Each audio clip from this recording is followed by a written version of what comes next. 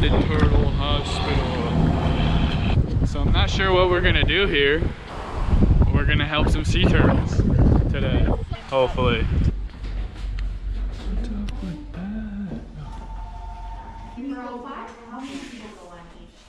Max 22.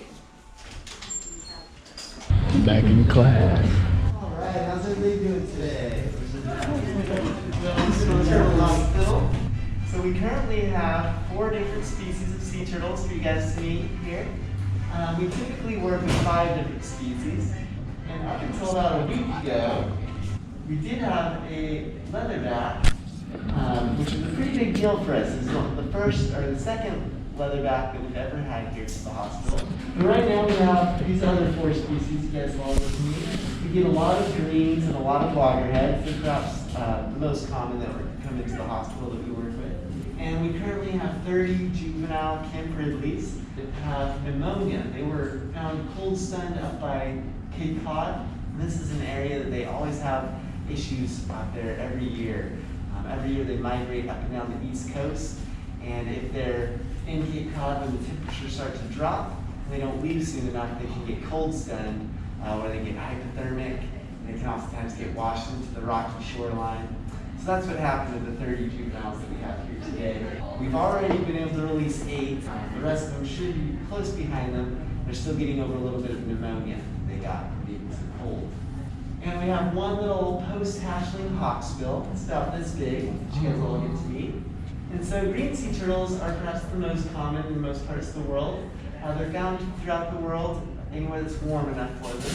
And even though they're very common, they're still endangered today, mostly due to hunting. They're named green not because their bodies turn green or their shells turn green, but because of all the vegetation they eat. They eat a lot of seagrass, seaweed, and algae, and this turns their fat green.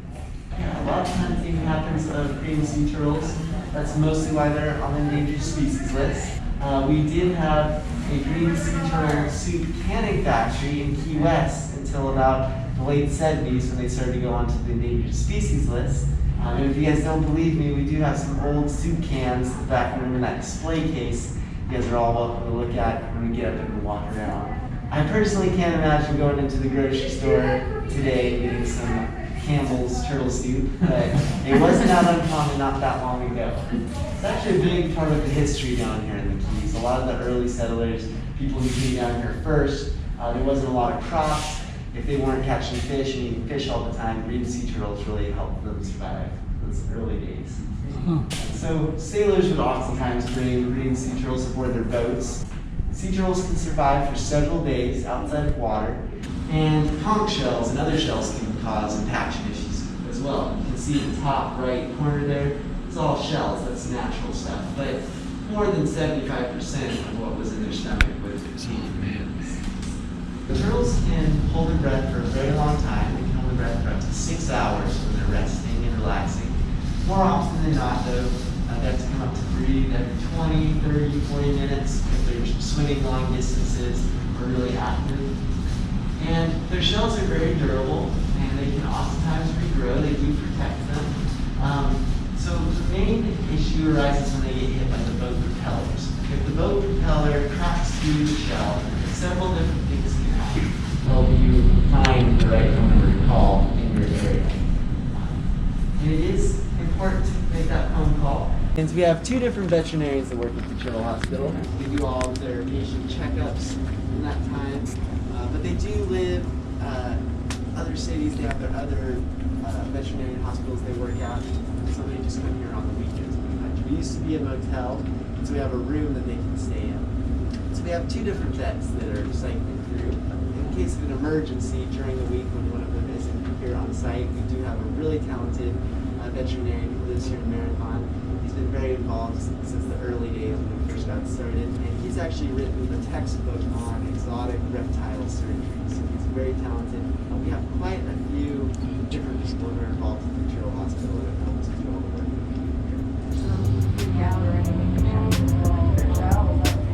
No, so it's sea turtle.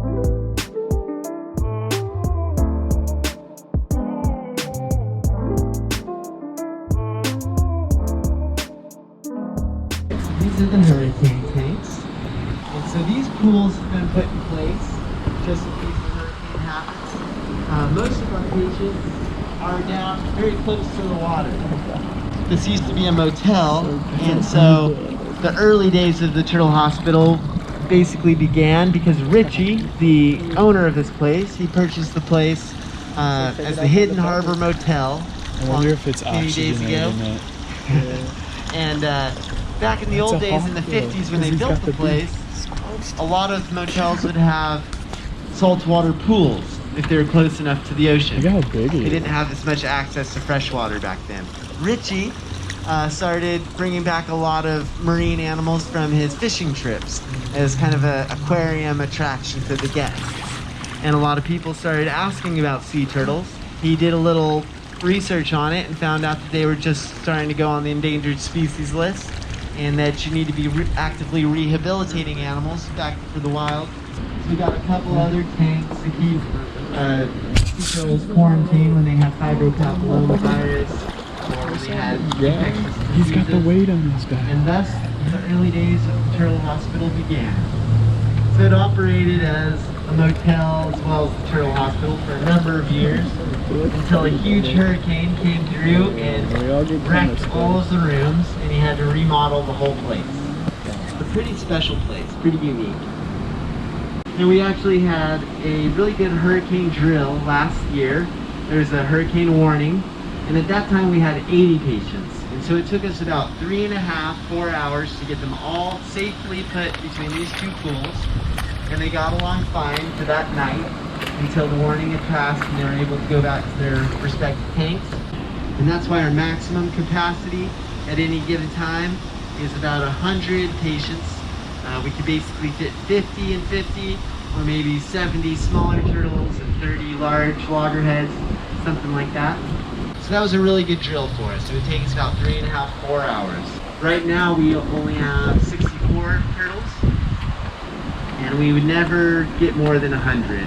Not because we have plenty of space here. We could take on more turtles, but we would have to eventually get a third hurricane pool just in case. So, the turtles that we're looking at between these two pools right now, we have 3 green sea turtles over here, and 1 adult Kemp Ridley named Bender. And then over here we have 1 adult female loggerhead named Matthew. So who should I talk about first? He's coming around to meet us first. Let's see, this one right here, who's swimming closest to you guys, is named Kiki. Kiki is a green sea turtle that was struck by a boat, and that's why she has weights on her shell. She developed the positive buoyancy disorder. When she got hit by the boat, it released air from her lungs. It got trapped underneath her shell. Bender, who is right there, is one of our adoptable sea turtles. So Bender will always be here with us.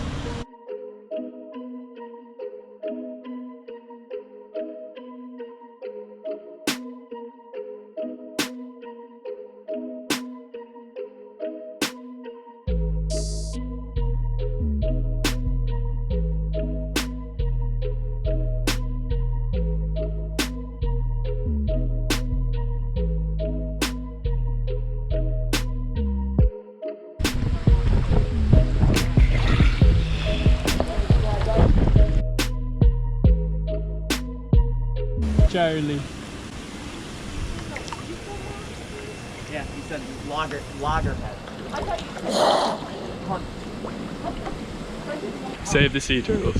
How old are they? So these are all juveniles. They're all either 1, 2, or 3 years old. Okay. And so what happens every year is they're always born in the Gulf, and they swim up and down the East Coast. They can go up off the coast of New England all the way up to Nova Scotia in the summer times. And Cape Cod is always a problematic area for them.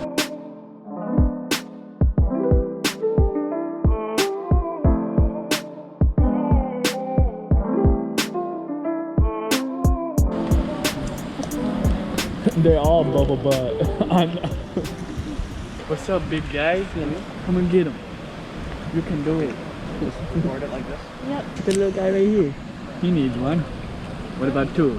I'll chuck him to you, Billy. See him snap at one. Hey, yeah. I'll get him out to you, Bubbles. Bubble butts.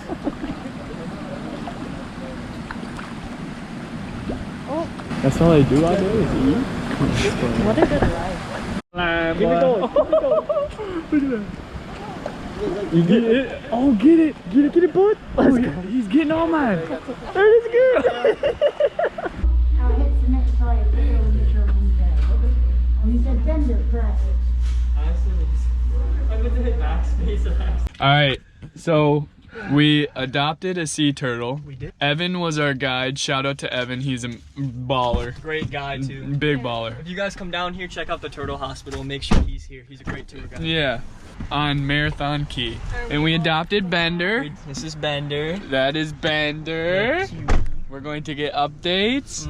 This is we got a certificate. So she's a Kemp's Ridley, and she was rescued in 2005 actually, but she was hit by a boat. It has bubble butt syndrome, so that's where their butts like rises up and they have a hard time swimming.